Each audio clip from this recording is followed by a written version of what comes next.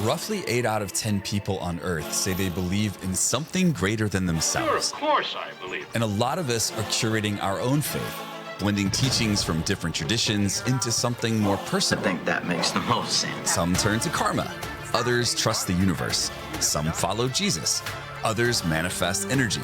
And many of us, we just try a little bit of everything. Exhausting. But when all these paths seem to promise peace, purpose, or power, how do we know what's real? One of the most common beliefs in our culture is that all spiritual roads ultimately lead to the same place. But is that true? Or are some paths leading us in opposite directions? Maybe these ways of seeking, ancient practices reshaped for today's world, are actually helping us grow closer to God. Yes, I agree. Or maybe they're forming a belief system of their own, one that looks spiritual but moves us away from truth. How could we know? Jesus wasn't just another spiritual teacher. He challenged the religious norms of his day. But would he challenge ours? Would he embrace the gods of modern culture or confront them? Follow me. This series explores the difference between divine truth and the gods we've created in its place. We're taking all of this and more head on in our new series, Jesus Among the Gods. Well, good morning, Verve City. How you doing today? Good. Yes, some of you are here a little earlier than normal. Some of you here, like, I'm coming at 11:30 no matter what time they say the service starts. I love it. We've been in this series called Jesus Among the Gods. We're in the last week of it today, and we'll be in a new series starting next week called Reign or Ruin, where we're taking a look at 4 different kings over the course of a few weeks that are found in the Hebrew Bible in the Old Testament. So it's more of a deep dive Bible study. So if you're interested in the Bible, want to know what the Bible says, want to know like why it says it, like what's it supposed to do in you or for you, that's a series that we're starting next week. We'd love to share it with you. A couple things too I want to mention before I jump in today. One, Kenny mentioned Activate. It's kind of like if you're newish here and you're looking to connect and understand why our church does what it does, or you're looking to onboard and like help, it is the thing you should do this summer. So it's happening the whole month of June, and it's four weeks. So if it's happening at our 9 o'clock and our 11 o'clock service, we even have it on a Thursday night. It's in your summer brochure that you found on your seat when you walked in today. If you do one thing this summer, that's what I would love for you to do if you're newer here, because that's going to help you get connected and help you understand this place. And it would be very, very beneficial for you. And if you're like, well, I'm out of town for part of that, I can't make it that whole week, we will work with you. So don't opt out because you are unsure if we can make it work. Let us help you opt in, because we can work with a lot of different scenarios and situations to make that work, and it would be really beneficial for you. So that's Activate. And then after our gathering time today, this is our summer kickoff. So outside in the yard, if you go through our lobby and to my right, your left, after this is over, we've got like bounce houses and Kona ice, and we've got a giveaway today. And it's still not super hot. We would not do this in July, but we'll do it today and hope that you really enjoy it. And we're just really glad that you are here. Today, in the last week of our Jesus Among the Gods series, we're asking this question: can I be my own God? Can I be my own God? And essentially what we're looking at today is the kind of spiritual buffet that is available to all of us. And as we look across the United States, we're finding a lot of people who are identifying themselves not as Christian or Muslim or Jewish. Like they're saying, what I am is I'm spiritual, but not religious. And that can mean a lot of different things. And so in this last week, as we compare Jesus to some of the other religious traditions that are available to us, we just want to kind of take a look at this bucket of people, which represents a huge spectrum. And we'll talk a little bit about what some of them think or believe. And whether you've been exposed to these exact ideas, I assure you that you'll be exposed to them at some point. You'll probably recognize a bunch of it. And one of the things we do here at Verve City Church, we really like to go deep and we like to be practical. So we're going to dive into these concepts that you probably won't hear about at a lot of churches, but we think it's important because we want to see how it lines up, how it compares to Jesus. Spoiler alert, I'm a Christian. I'm a follower of Jesus. I'm a pastor. I know that's probably not shocking, even if it's your first week. So I've been persuaded to put my trust in Jesus personally, but I also recognize that there are a lot of other religious traditions out there, and within each of those traditions just about, there is something that even if you're a Christian, you would find to be good or of great merit or helpful. And so we're just going to kind of walk through that compared to teachings of Jesus today. I was talking to a really good friend of mine earlier this week, and he considers himself agnostic. And he made a statement to me, which I think is true, that probably rings true for a lot of us. Here's the statement he said. He said, we're all just trying to make sense of the world. We're all just trying to make sense of the world. That's why really across cultures, as we've interviewed different people, we have found that almost every person in the world is asking some of the same questions. And they're questions like this: who am I? Why am I here? What's the right thing to do? Why is there so much suffering in the world? Why do I crave love? What happens after I die? Why did McDonald's take away the dollar value menu? These are the deep questions that we seek after. Now, what's interesting, though, is not everybody is asking questions like this. These are kind of deeper, more like existential, like looking deep inside. Like, these are the kinds of questions a lot of people, but some people don't. I was texting with someone last week, another person I know who I'm friends with, and we were having a discussion about what we were working on, thinking about, or reading through. And I was giving him some of my book lists, and he was like, I don't know why you're wasting your time with that, because those questions you're talking about, like these, none of those matter to me. So he wrote back into this: I simply don't care about leading a fulfilling life and wouldn't know at all how to or what that would entail. I don't see how ruminating on these things is in any way useful or productive. I imagine if I were leading an unfulfilling life, I might have things to consider, but I'm not. He went on to say, I like beer, I like the show Stranger Things. Okay, so that's one approach, right? Look, those questions, those are really big questions, like why is there something rather than, those are fine for you to ask, but honestly, a lot of people don't have a philosophical lens that they're putting on life.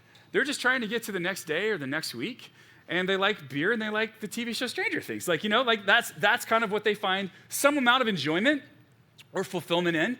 And here's what's challenging, because I've just known so many people over the years who would have some kind of approach like this. It's not that they'll feel like there's anything inherently wrong with this, except at some point in their life, they'll face loss.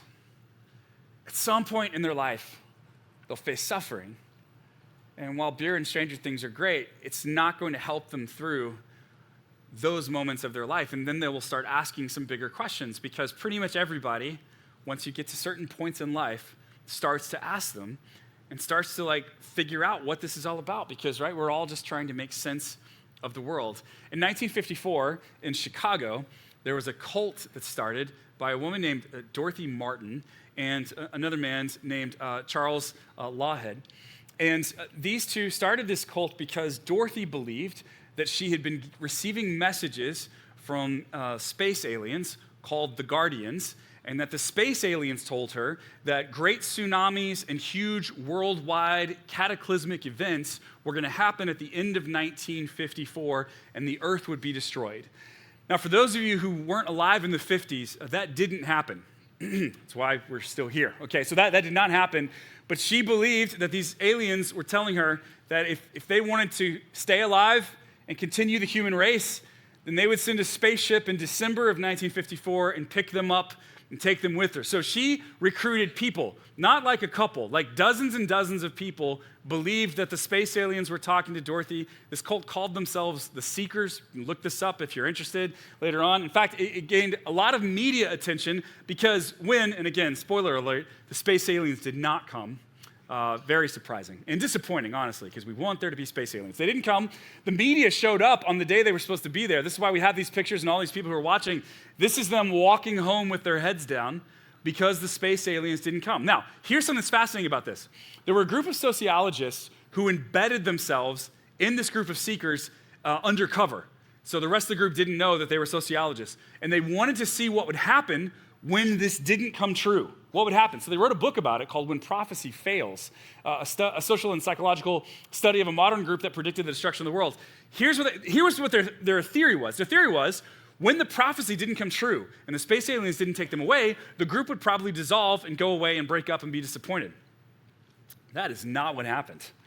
What happened was, when they saw that it didn't happen, they thought, we got the date wrong, so we'll move the date further back, and we'll believe even harder, and we'll recruit even more people into it, because that'll make us feel better about our beliefs if other people share them. The group didn't shrivel up and die. It grew when the prophecy didn't come true. In fact, the phrase cognitive dissonance was coined in this book due to this experience. Cognitive dissonance is when what we expect is different than what we experience. What we believe is different than what we see. That's cognitive dissonance. And so you believe that the space aliens are coming on December 21st, 1954. That day came and went. The space aliens didn't come. What do you do with that? Cognitive dissonance is deeply uncomfortable because you either have to adjust your expectation, your belief, or you have to say that it was wrong, or you have to reinterpret your experience to align with what your expectation was. And so this group continued to grow after this, and it took several more disappointments before it finally broke up. And we see this and we're like, wow, that UFO religion, that's crazy. But it's only crazy when you're on the outside. When you're on the inside and everyone agrees with you, it just feels like common sense. How could people be attracted to something like this? Or how could people be attracted to any kind of religious belief? Well, we're all just trying to make sense of the world. And for a certain slice of Americans, they're trying to make sense of the world, and they've looked, like a lot of them were raised in a religious system, but as they've gotten older, they've decided, like, man, I'm not sure that any of that actually makes sense. I consider myself spiritual. I'm not antagonistic toward religion. I'm spiritual, but I'm not religious. In fact, 22%, according to a 2023 Pew Research Center survey, 22% of Americans would define themselves as this. Let me also say something else. So we're going to talk about this group of people and kind of the buckets that they might exist in. I just want you to know that some of my best friends and my favorite people would define themselves as spiritual but not religious. So this is a group of people who I have great relationships with. And I have heard Christian pastors talk about people who aren't Christians as if, like, well, if you're not a Christian, then you must just be a horrible person. You must only live your life for yourself, not care about others. Like, you just, you hate God. That's insane. That is not the way that most people who are not Christians perceive themselves, think about the world, or spend their time and energy. Okay, so there are some really amazing people who do some great things. By the way, if you're a follower of Jesus and you've read a lot of what he says in the New Testament, you shouldn't be surprised when you find people outside of the Christian faith who live moral lives. That shouldn't shock you. Not perfect lives, but moral lives. And you shouldn't be surprised when you find people within the Christian faith who live bad lives. Because the gospel says, like, we all mess up. We all fall short of God's perfection. And that's why we need Jesus. So we shouldn't be surprised that people who live pretty good and people who live bad, both within and outside of the Christian tradition, because that's what Jesus basically told us to expect. So when we talk about these religious traditions today, I'm not going to I'm not here to tear them apart, rip them a new one. Josh Crane destroys spiritual but not religious. I'm not looking for a YouTube clip. That is not the goal. I love some people who would find themselves in this category. What I want to do, though, is compare and contrast what this category would teach to what Jesus taught and invited us into. A few weeks ago, when I talked about atheism, I made this statement. I said atheism is a complex belief system that logically leads to some unsettling conclusions, and I spent time unpacking that. But I also added this: that doesn't mean it's wrong. Lots of things that are unsettling are still true. Now, I received a text message later that week, right? Because I'm trying to put these things side by side. I'm inviting you to consider them critically. And because I have a high trust in Jesus, I believe lots of people will see why Jesus is more compelling when we put him side by side some of these other systems. But I received a text message later that week, and it said this: but I wish you would just say that atheism is wrong. Just say it. This message, by the way, was from my mom. That's who sent it. She was watching in Texas. Oh, and about a dozen of you. So that was, people were like, but just say it's wrong. Just say it's wrong. I said, look, I'm not an atheist. I considered that for a large part of my 20s, but that's not where I ultimately landed. So, insofar as I have not found that I believe it to be correct or right or true. So in my mind, I think it is wrong. And I think Jesus is right. I'm happy to say that that's the conclusion I've landed at. But my goal is not to pretend that everyone who disagrees with me is some mindless, thoughtless, selfish person. That's clearly not real. That's not what the data would show. That's not reality. So what I want to do is put these things side by side. And some of my best friends and some of my favorite people would consider themselves to be spiritual but not religious. And here's the thing, too. Most of them were raised in Christian households. Most of them. Most of them had some experience going to church when they were kids. Most of them they had somebody in their life who talked to them about Jesus at an early age. So why is it that, and by the way, if you look statistically nationwide at the spiritual but not religious group, a large percentage of them were raised in Christian households or by Christian parents or Christian grandparents. So why is that? Why do people get older and then reconsider Jesus? So I want to start there, actually, because I think there's about 4 major reasons that I see. I don't have a study to point to for this. This is largely anecdotal. I've talked to, at this point in my life, hundreds of people who have reached adulthood and started to reconsider Christianity, deconstruct Christianity. And what I find is what lots of other pastors I talk to find, which is that there's a reason that people look to replace Jesus as they get older. Here's 4 of the most common ones that I see. And for some of you, you're going to feel these immediately. For some of you, these are some of the reasons that you have looked to replace or reconsider or deconstruct Christian faith. Here's number 1, by far the biggest one.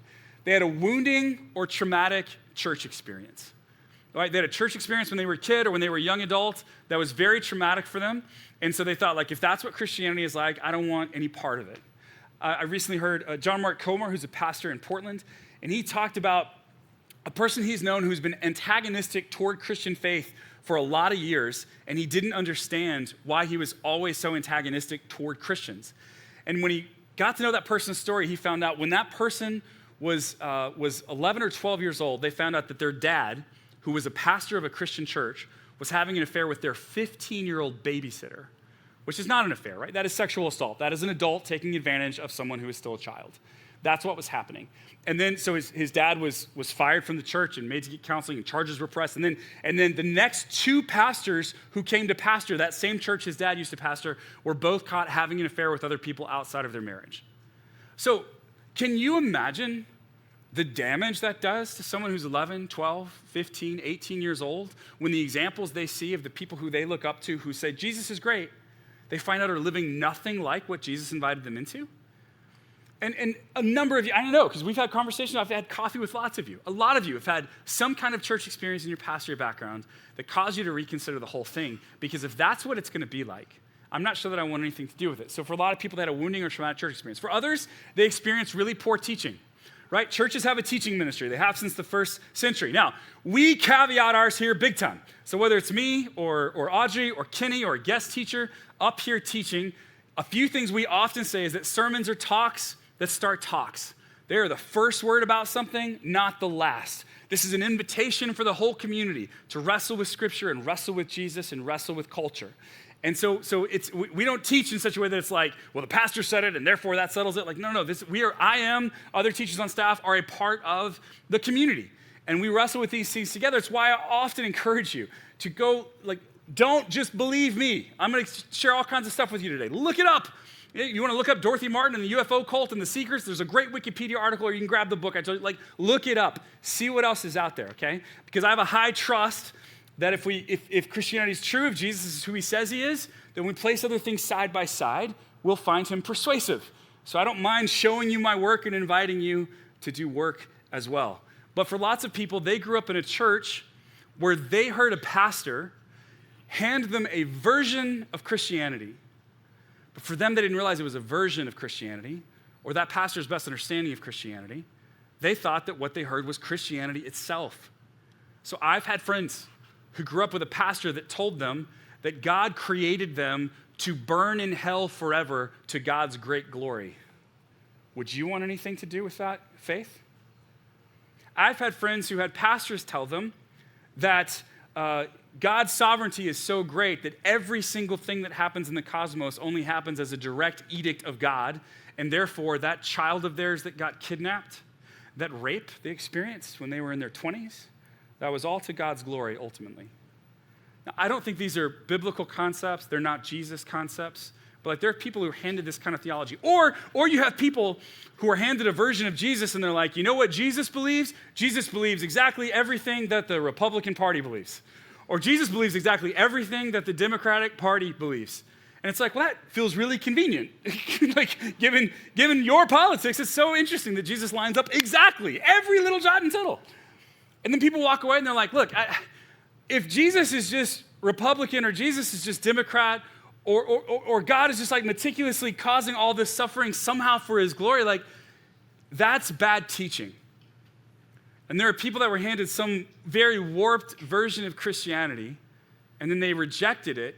And they thought they were just rejecting Christianity, but they were rejecting a very specific version of it, and it caused them to look for a replacement for Jesus. Here's another one. They feel constrained by, rather than freed by, the moral teachings of Jesus. Jesus calls us to a high moral standard. He invites us to, and he recognizes that we're going to fail sometimes. And for Jesus, it's not just enough that we do the right thing. He invites us to do the right thing for the right reasons. Oh, that's so hard.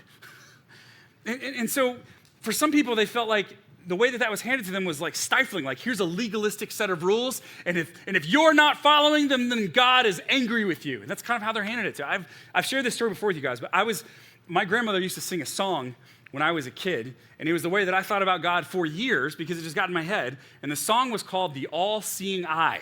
And she would just sing this song. She was from East Texas, had a thick twang, and she would just sing. Anytime she caught me doing something I wasn't supposed to do, there's an all-seeing eye watching you, watching you, watching you. There's an all-seeing eye watching. And then she'd turn like she was done, and then she'd go, you.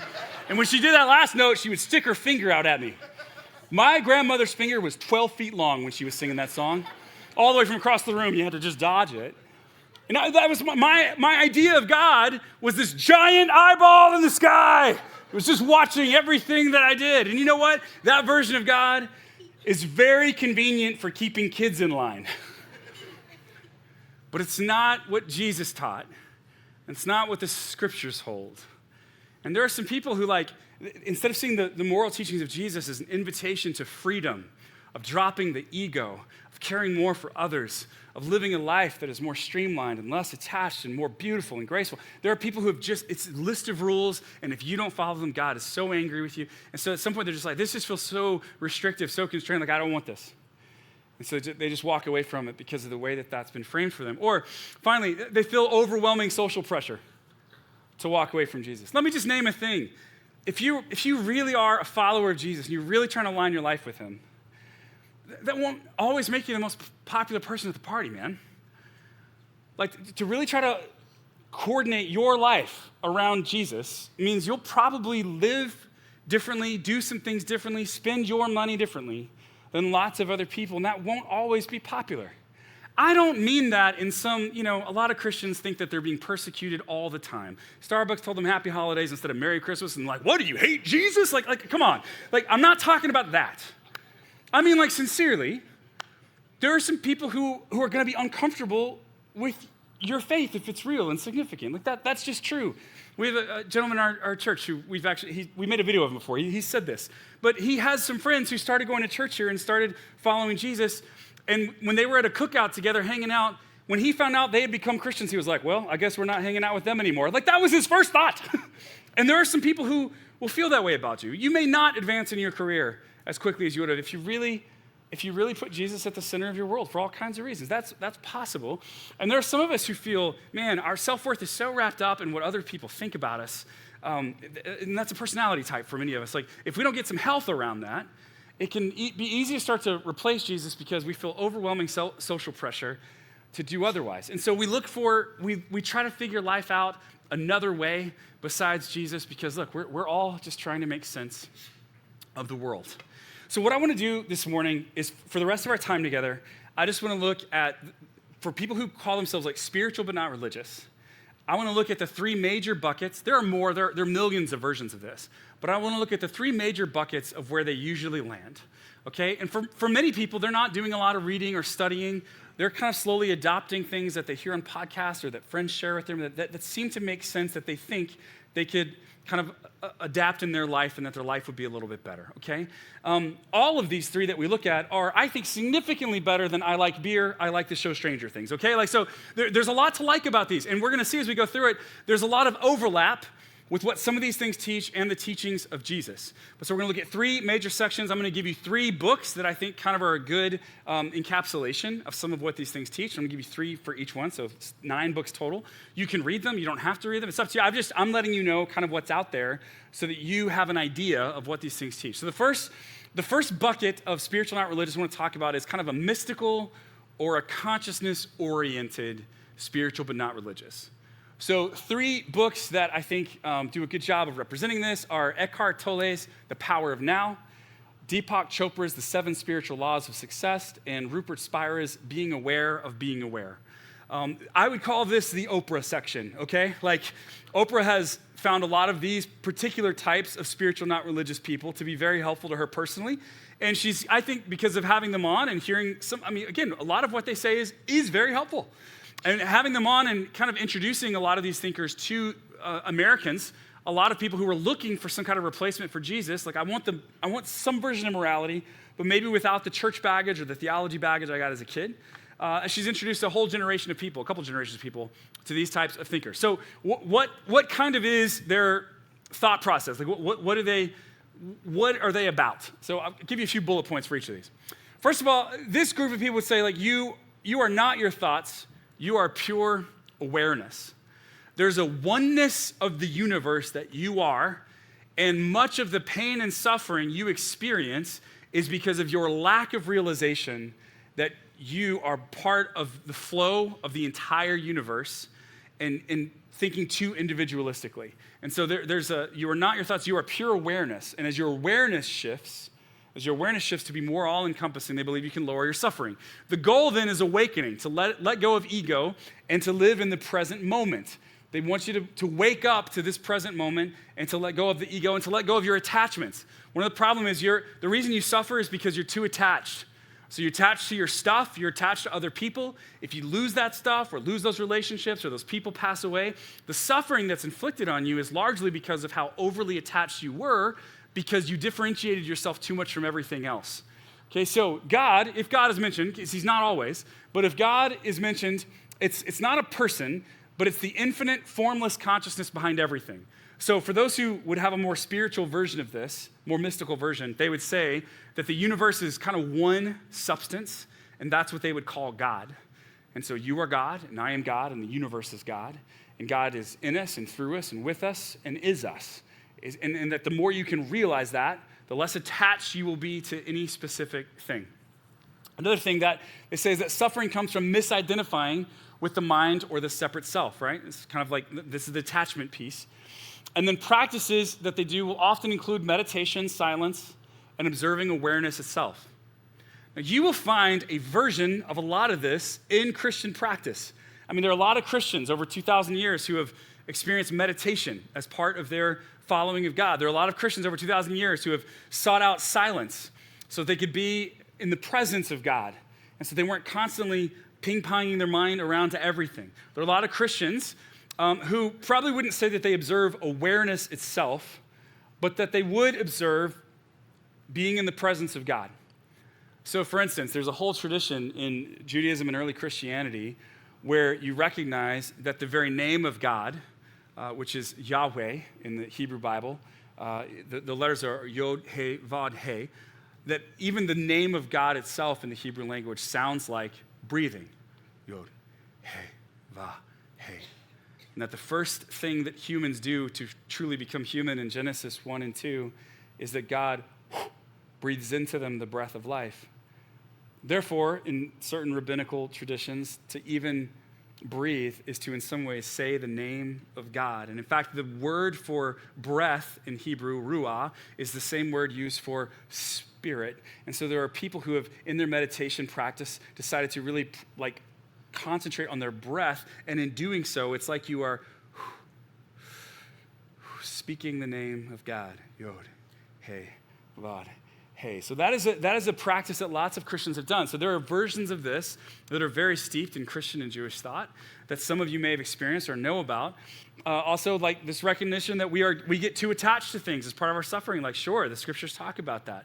So it's not that it frames it a lot differently than Christianity would, but some of the best stuff in here you will also find in Christianity. All right, the second kind of bucket I want to look at is the rational or the virtue-oriented bucket. A lot of times this comes from ancient Greco-Roman philosophy called Stoicism. And so there have been a lot of people, like Stoicism has had a resurgence in the US in the last several years. Lots of actually authors who write about Stoicism have gone on major podcasts, written books that have become bestsellers. And so here's a few of them. Ryan Holiday has written several books on this. It's very popular, sold millions of copies. The Daily Stoic. And this is taking meditations from people like Socrates and Marcus Aurelius, Plato and others. Donald Robertson wrote a book that I read just recently, actually, called How to Think Like a Roman Emperor, because who doesn't want to think like a Roman emperor? Turns out you shouldn't want to. A lot of them were pretty miserable. Okay, so that's Donald Robertson, but he specifically talks about Marcus Aurelius, who was probably the most thoughtful, philosophical, enlightened kind of emperor that Rome ever saw. Unfortunately, his successor was not. William B. Irvin wrote A Guide to the Good Life, The Ancient Art of Stoic Joy. I have not read this one, but I know that it sold a lot of copies. So these books kind of represent this kind of stoic, rational, or virtue-oriented expression of spiritual but not religious. Now, this would be a less mystical version than the one we just looked at, but here's a few things that it would say. First of all, that life is unpredictable, but your response to life is always in your control. And there's a lot of truth to that. Life is unpredictable, and you do have more control over your response to the unpredictability than you think. The goal is virtue, wisdom, courage, justice, and self-control. And I gotta say, these are good things. Jesus talked a lot about these things. The scriptures, the Proverbs talk a lot about these kinds of things. And so these writers would say, like while you can't control life, you can control your response to it, and you can choose virtue. Here's another thing. God is either irrelevant or understood as nature or reason or order. Now, when the Stoics were writing, in 2,300 years ago, they actually had a bit of a theology around this as well. But today's Stoicism has pretty much dropped that. They talked about God in terms of the Logos. In fact, John, in his gospel, the book of John that we find in the New Testament, actually adopts some Stoic language to talk about the Logos. And he says, like, in the beginning was the Logos, the Word, and the Word was with God, and the Word was God. So he reinterprets the Greek concept of Logos to be Jesus, to basically point to Jesus Christ. And so today, though, God's really kind of not relevant to the conversation for most of them, or God is just another way of talking about nature or reason or order or wisdom. Emotions must be mastered, not obeyed. Hey, I just got to be honest with you, and looking at the news these days, I wish more people believe this thing, right? That we could actually master our emotions and not just have to whipsaw back and forth between them. And then practices often include journaling or reflection or disciplined habits. Again, lots of Christians practice those things as well, and they just do them with a different emphasis and framing than people who would be in this bucket do. But these are all good practices. Journaling has been a part of my practice of following Jesus for probably more than 15 years at this point. Okay, and then the final bucket is what I would call maybe the therapeutic or the healing-oriented bucket. This is a lot of these people pull from some of the kind of early psychology work of Carl Jung, who was himself a student of Sigmund Freud and wrote a lot about psychology and shadow work and all those kinds of things. And a lot of these books are helpful. I've read 2 of the 3 of these. So Brene Brown, I think she writes great stuff. And a lot of what she writes is very compatible with the teachings of Jesus. It's just another lens, more of a psychology lens that she places on things. She talks a lot about the importance of vulnerability and courage in your life and in the workplace. This can be really helpful stuff. The Myth of Normal, Trauma, Illness, and Healing in a Toxic Culture. A very interesting and helpful book for those of you who've had traumatic backgrounds. And then I haven't read The Body Keeps the Score, Brain, Mind, and Body in the Healing of Trauma, but it was a big-time bestseller when it came out, and I've heard other people recommend it. So these are some books I think that would be kind of representative of this category. What does this category kind of hold? Something like this. Number one, that healing your past is key to spiritual growth. Healing your past is key to spiritual growth. By the way, you know who else seemed to believe this? Jesus. Jesus heals this woman with an issue of blood. She's been bleeding for 12 years. She can't stop the bleeding. But that's not the most important thing he does for her, because she's been living in shame for 12 years, being ostracized from the community because she's seen as unclean. Jesus heals her, and she kind of tucks tail and starts to run away just to get out of there as fast as possible because she sees herself as an unclean person. But after he heals her, he calls her daughter. And in doing so, reframes her past, not as that of an unclean Israelite, but as that of a daughter of God. Jesus is constantly saying things to people about their own worth in the eyes of God. And what he seems to be doing over and over and over again is healing their past. The Apostle Paul persecuted and perhaps killed Christians before he had an encounter with Jesus Christ. And he could have allowed that tragic story to define him for the rest of his life. And yet God sent a Christian to heal his blindness he had received from Jesus in order to rewrite that story. He's not a persecutor of Christians anymore. He's a minister of the gospel who's been called and healed by God, by Jesus, and by his fellow followers. God heals your past. in order for you to grow spiritually. That's true. That's something that we see over and over in the New Testament.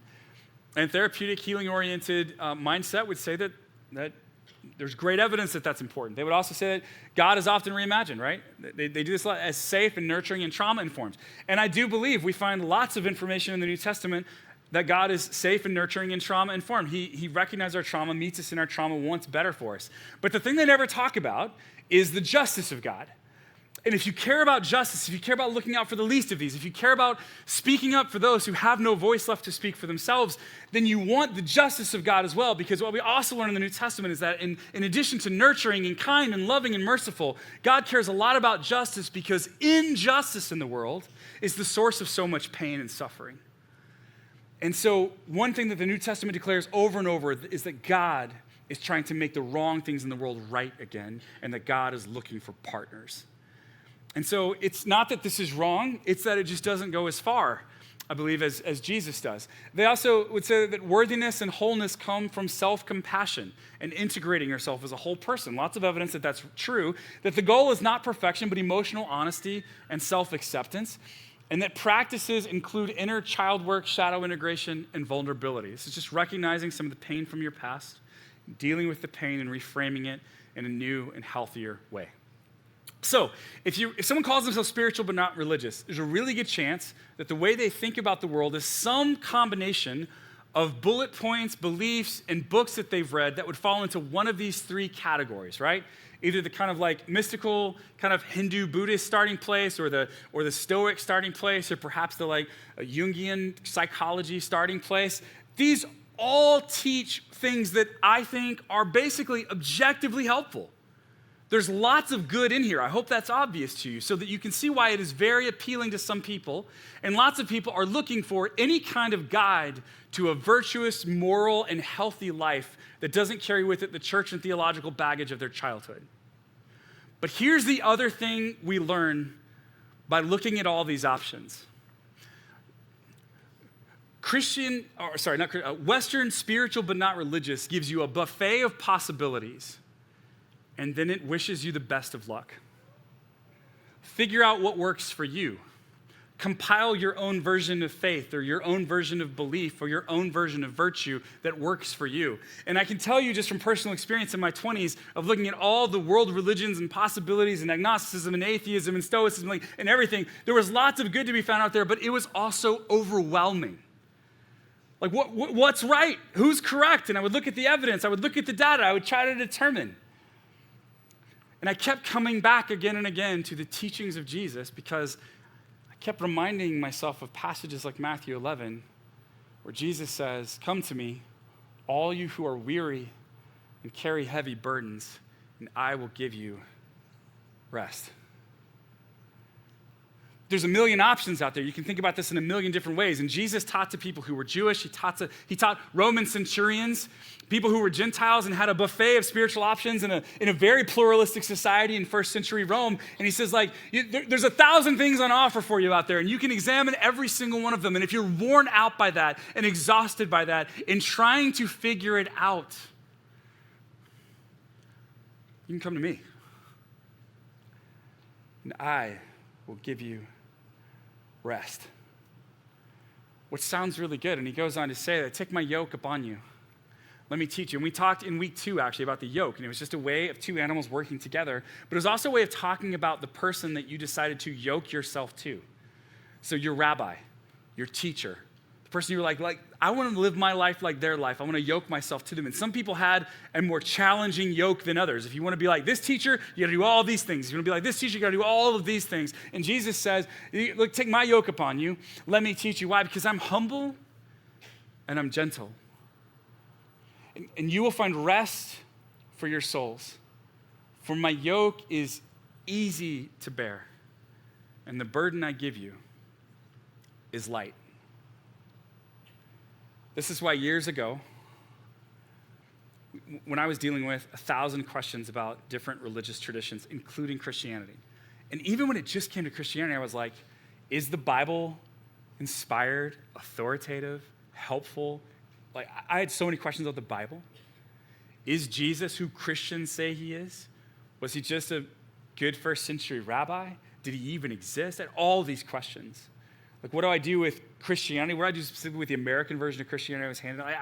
I was swimming in questions. And I ended up talking to a very wise person who would later become a mentor and a friend to me. And he helped me think through over the course of a couple of days and hours of conversation that in all the hundreds of questions I had, the one I needed to park on for a while and get clarity on was simply this: is Jesus worth following? Not, do I believe everything the Bible says is accurate? Not, is Jesus God? Not, what do I need to do about the theology of the atonement or the end times? Is Jesus worth following? And so I discovered over that time that, like, I knew more about a bunch of stories in the Old Testament than I knew about what Jesus actually taught. I'd grown up in church my whole life. I knew more about, like, Noah and the ark and the priests and the goats. Like, I knew a lot about the animal stories, because as a kid, the fluffy animals were what I was attracted to, right? Like, Noah is a horrific story. Like, almost everybody dies, but there's giraffes, so we share it with our kids. Like, that's kind of like what I knew about.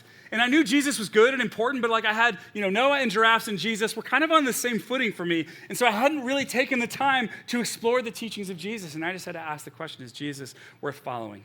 And so I re-immersed myself in the Gospels, Matthew, Mark, Luke, and John, really tried to understand what he was calling people into. And I found an incredibly complex figure who was inviting me to an incredibly rich way of living. And now, because I'm so familiar with his teaching and his way of life, when I look at some of these other possibilities on the buffet of spiritual options, I realize everything I could get from Eckhart Tolle, I get from Jesus. It's not that Eckhart Tolle doesn't have anything helpful to say. I just find that what he says is a shadow, a pale comparison to what Jesus has on offer. Everything I could get from Marcus Aurelius, I can get from Jesus. It's not that Marcus Aurelius wasn't wise and didn't write some really helpful things. He did. I have benefited from reading what he wrote. But when I actually look at some of the views that he held about the dignity and self-worth of other people, I find his morality unrecognizable compared to the goodness of Jesus. And I find the best things that he writes to be a pale comparison to the way of Jesus. Everything I could get from Brené Brown. I like reading Brené Brown. We took a group of leaders through a Brené Brown book just a few months ago here. There's a lot that she has to say about a lot of helpful things, and yet I find that the best things she says have a lot of overlap with the best things that Jesus says. See, modern spirituality is about becoming something. And again, if you choose to put your trust in Jesus, you're going to become someone also. The difference, though, is that modern spirituality is about becoming something, and you have to figure out what it is. And you have to figure out the pieces, and you have to put it all together, and it is all up to you. And like, let's be honest, you're not that impressive. I'm not that impressive. I'm pretty impressive when other people are in the room with me, if I just am in my head. And I'm very impressive if no one's there at all. I am super kind when there's no one else in the room with me, right? I am very honest when no one asks me a hard question. You probably are too. But I also know my flaws. If I'm really honest with myself, I know my flaws. You know who else knows my flaws? My wife knows my flaws. Unfortunately, increasingly, my kids know my flaws and point them out to me on a regular basis. Modern spirituality is about becoming something. It's about becoming something. But you have to figure out what it is for yourself. Jesus is about being found by someone.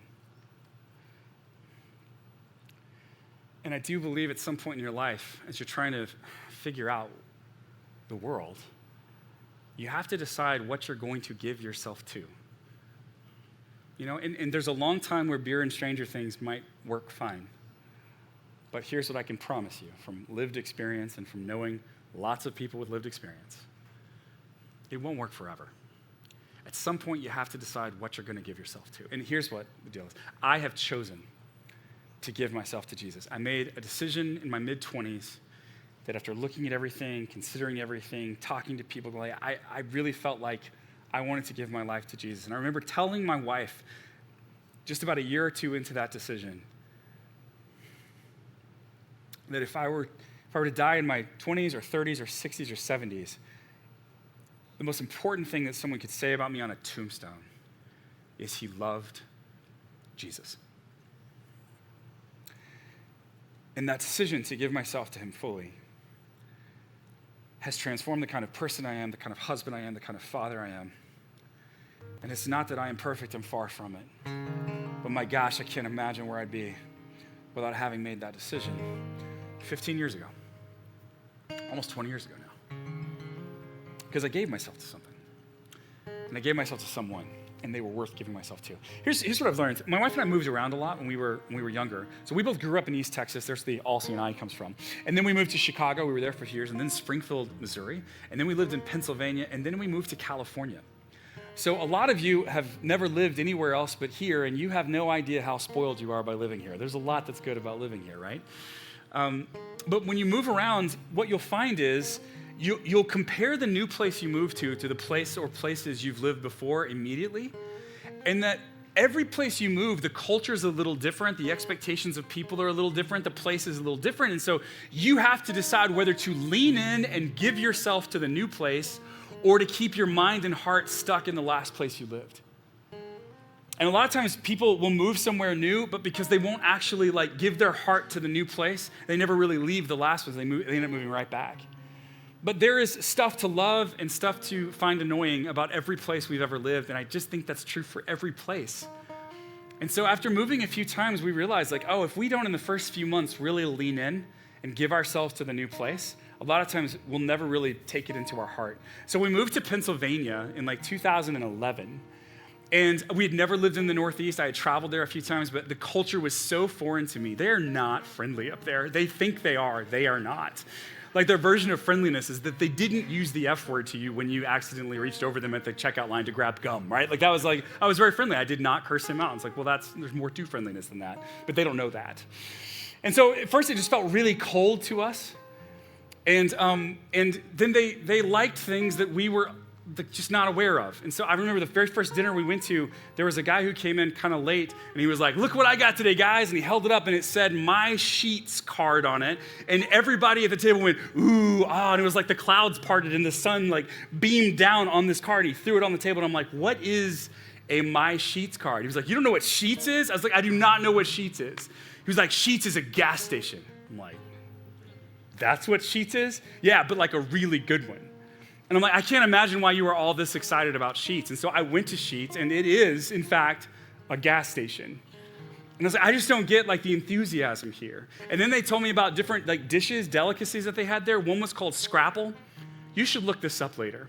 Scrapple is where they take all the good parts of a pig, that make bacon and pork chops and that kind of stuff, and they send that out. But then they've got a bunch of pig parts left. And so they take those pig parts and boil them into a gelatinous substance. It's like pig plywood. And then they fry it up and they eat it with ketchup or syrup. My father-in-law never has anything unkind to say about anything and will eat anything. He used to send my wife to school when she was in middle school and high school with moldy bread. He's a pharmacist. He's like, "It's fine. It's like penicillin. You'll be fine." He's sitting there with moldy bread, with meat that was, it didn't matter. He was, he didn't care about human lives. It's just we're not going to waste anything. He will eat anything. He will never say an unkind word. My dad, a few years ago, looked at my father-in-law, Kerry Kittle, and he's like, "Kerry, you are just too nice. I bet you'd have something nice to say about the devil." And Kerry said, "Well, he is a hard worker." So that's the mentality, right? He never said anything about anything. So we had Scrapple together for the first time. He came to visit, they say, "Scrapple, let's try it." We each took a bite, and he looked at me and goes "That is not very good," which for him is like using the F word, okay? That's not very good. It's ugh. It was very, very bad. So we had to decide, are we going to give ourselves to this place and lean in and understand it and be part of it, or are we going to keep our distance from it? And we decided to lean in. And over the next several years, Pennsylvania became our home because we gave ourselves to it.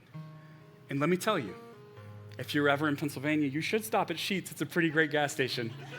Still don't eat the Scrapple though, right? I got to draw the line somewhere. Then we moved out here. It's California.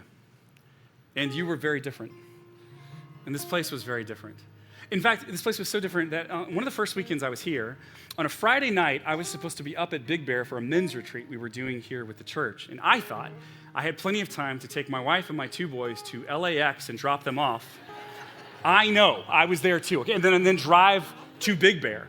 I was supposed to, on the way, we have a dog, and I was supposed to drop the dog off at like a boarding place at like 5 p.m. I blew way past that, so they were closed. So I had to take the dog with me, which made me look like one of those weird guys who can't be away from his dog for a couple of days, right?